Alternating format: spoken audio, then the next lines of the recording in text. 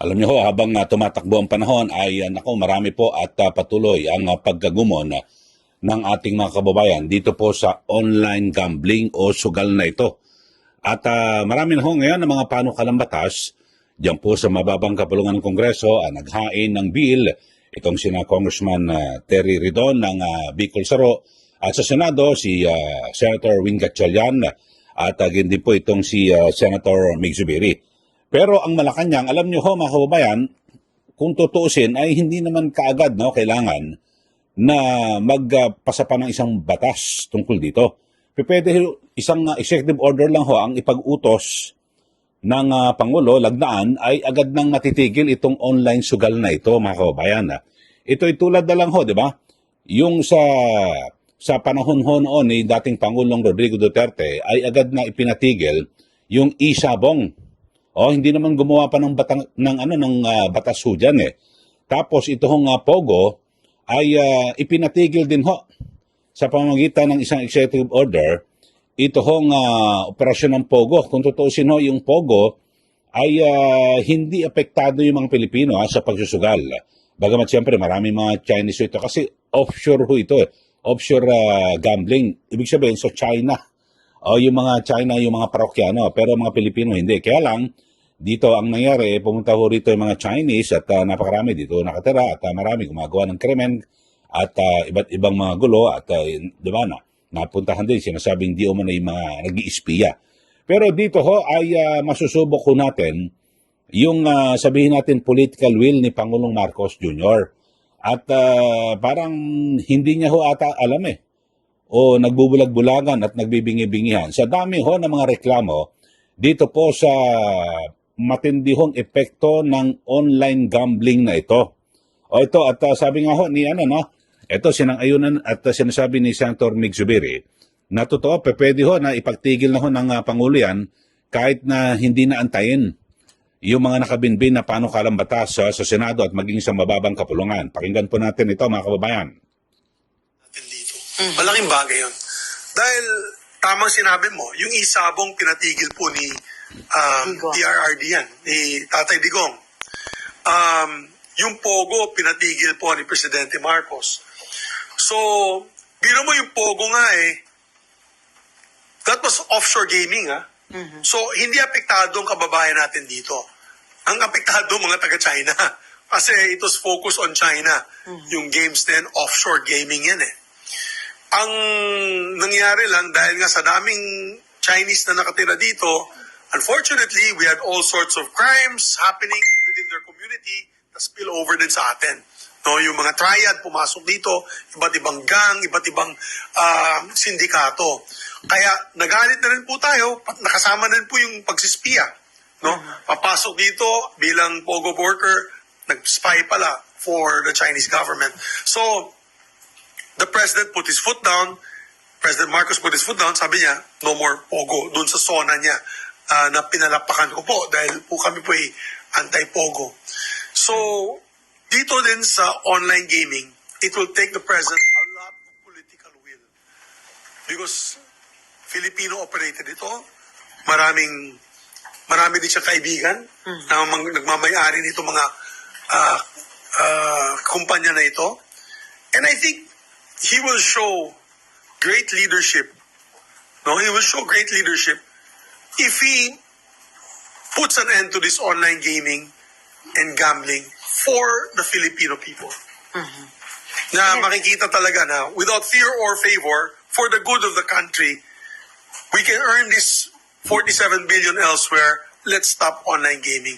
I would love to hear that from the President, even in his State of the Nation address, or some sort of statement saying that let us allow Congress to study the ban on online gaming. Diba? Ganun muna. Hindi mo ito proprio. Pwede rin ganun. Let us allow Congress to study the ill effects of online gaming. Give me the report and I will act. I will act on it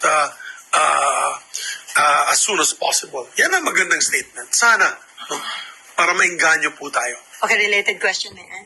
Okay, so yun ho mga kababayan. Pero pwede na ho kung talagang gugustuhin ho ng Pangulo. Pero sabi nga ho ni Senator Mig Zubiri, may mga kaibigan daw siya na itong si Pangulong Marcos Jr. na ang negosyo yan po. Pero alam nyo ho, kung talagang nakamonitor at nararamdaman ho ng Pangulo, kasi kaya lang, yung mga nakapalibot ho sa kanya, di ba? Ang may binamagit noon na-interview si Professor Winnie Monsod, mga incompetent, mga walang kakayahan at hindi kwalipikado, yung mga nakapaligid sa Pangulo. Kaya hindi po alam, no? At hindi po nabibigyan ng tamang advice ang Pangulo. Pero dito ho, mga kababayan, ay titingnan mo lang naman yung epekto, masamang epekto. Di ba, katulad doon sa Isabong, tumindi ho ang epekto at talagang marami po ang nagumon, maging minor de edad. At may mga report nga na nakakagawa ho ng mga maliit na krimen. So, itinigil kaagad. O itinigil ni dating Pangulong Duterte. Tapos, yung sa Pogo, yun nga sabi nga ni Senator Mig Zubiri, actually, offshore gaming, ang talagang direktang mga customer, yung mga taga-China. Hindi apektado. Kaya lang ay talagang lubos na naapektuhan din tayo dahil sa pumasok na rito kung sino yung mga triad, mga sindikato at nagkakaroon po ng kagaluhan dito, nalikha ng mga Chinese mula po sa Pogo. O yun ho. At isa rin ho sa nakikita ko rin ho dyan, kaya talagang naging prosigido, ito pong si Pangulong Marcos Jr., kasi yung Pogo na yan ay nagsimula sa panahon po ng ni dating Pangulong Duterte. Kaya para sabihin na yung mali, yung ginawa ni Duterte, kaya tinanggal niya. O ngayon, ito ho, sa online sugal na ito. Mukhang ang Malacanang ay, hindi raw bang papadalos-dalos at pag-aaralan pa raw. Kung sakali, no? Kung may mga panukalang batas. Mukhang hindi ho nila alam yung masamang epekto ho nito. Pakinggan ho natin, ito pong si Yusek Claire Castro. Follow up lang po from Sir Dexter of Inquirer.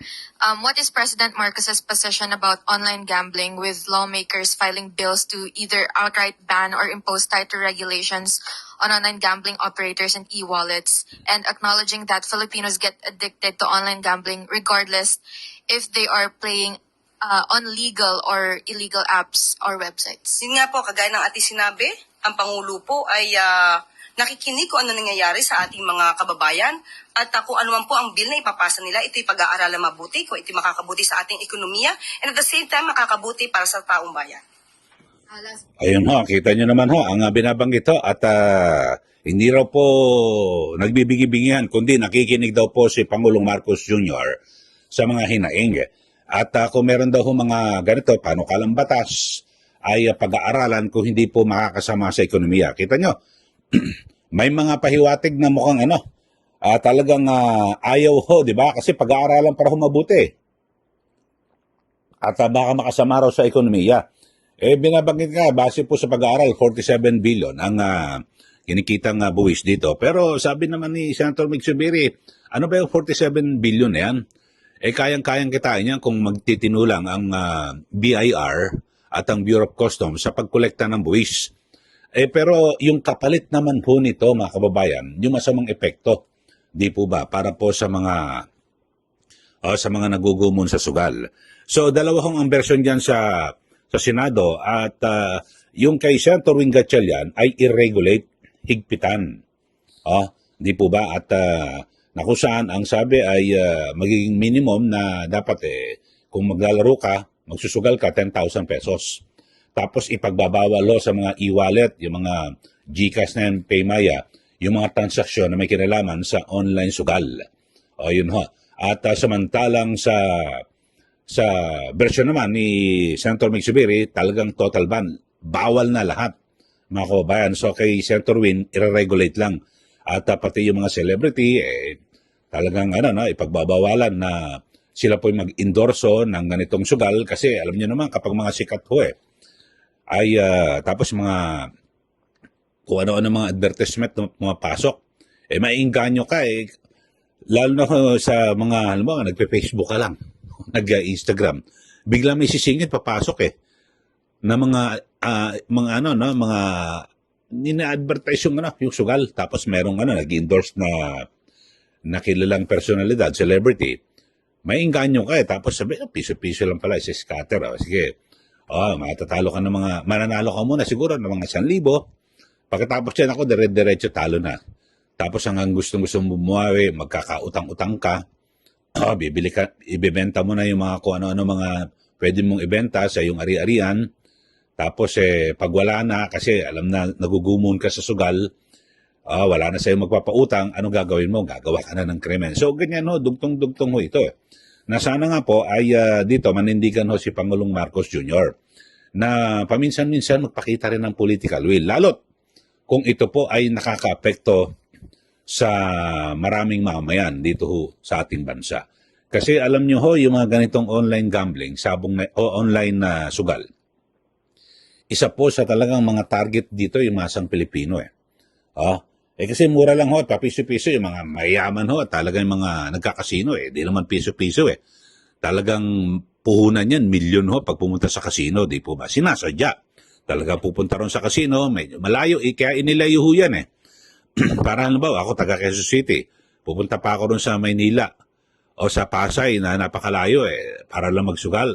Pero kung talagang sugarol ako, pupunta ako ron at milyon ang dala ko. Yung mga ganon, sasadyain. Pero yung mga mahihirap nating kababayan, ako, magkukommute ka pa, hassle, pumunta ron. Hindi. Pero kung nandyan, nasa cellphone lang, papiso-piso, talagang magugumon. Masaklap po rito, pati mga mga minor de edad. Kasi napipekin na rin di ba? Yung mga e-wallet na yan, ihiramin lang yung minsan yung identity ho ng kanilang mga kapatid o kung magulang, tapos makakapag-create na ng kanilang sariling account sa mga e-wallet na yan. Papahiram ng ID o kaya naman gagamitin yung yung account ng kanilang magulang o kanilang kung sino man na sapat na ang gulang para maka-access diyan po sa sa mga e-wallet na yan. So ilang ho mga kababayan, sana ang mismong si Pangulong Marcos Jr. Kung talagang totoo na nakikinig. Sabi ho kasi ni Yusek Claire Caso nakikinig daw po si Pangulo. Bakit ngayon hindi pa napapakinggan yung hinaing at panawagan ng napakarami dito po sa masamang epekto ng sugal na ito o online sugal. Kung nakikinig ko, baka naman bingin na ang Pangulo. O kung hindi niya napapanood sa mga television o meron din naman siyang social media account, baka bulago siya. Yun lang po mga kababayan. Sa inyo po, ano po ang inyong pananaw? Dito po sa issue ito, mag-comment na ho kayo sa ating channel. At sa mga bago lang po, huwag niyo pong kalimutan na mag-subscribe na po kayo. At huwag niyo rin pong kalimutan na i-share at i-like ito pong ating pinag-uusapan. Maraming salamat muli. Ito po si Ka Eli. Magandang araw po sa ating lahat.